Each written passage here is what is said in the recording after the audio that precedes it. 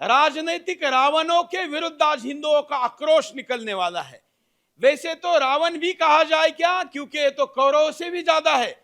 लोकसभा में, राज्यसभा में वक्फ बोर्ड संशोधन बिल लाया गया, जिसमें इन लोगों ने हिंदू जैसे दिखने वाले नाम, हिंदू जैसे दिखने वाले चेहरे और हाथ में हिंदुओं जैसे बांधना वाला कलावा होते हुए भी वक्फ बोर्ड के समर्थन में और बिल के विरोध में वोटिंग किया है, और इसलिए इनको मैं नामधारी हिंदू कहता हूं।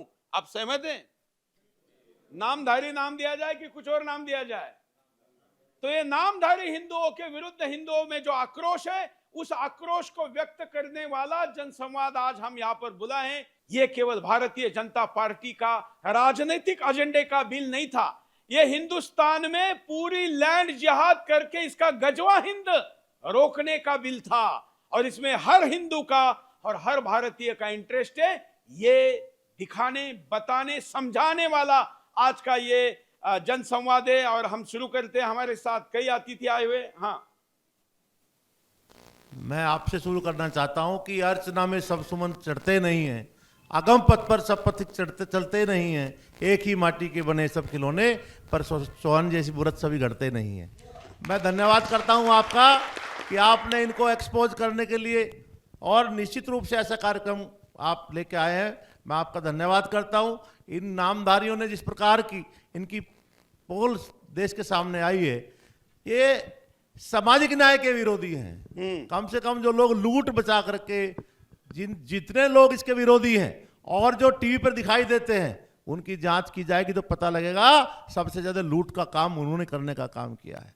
वहां भी सामाजिक न्याय की बात देश के ये संसद में लेके आए बिल, इसका लाभ भी गरीब आदमी को मिलने वाला था, लेकिन इनको देश से मतलब नहीं है।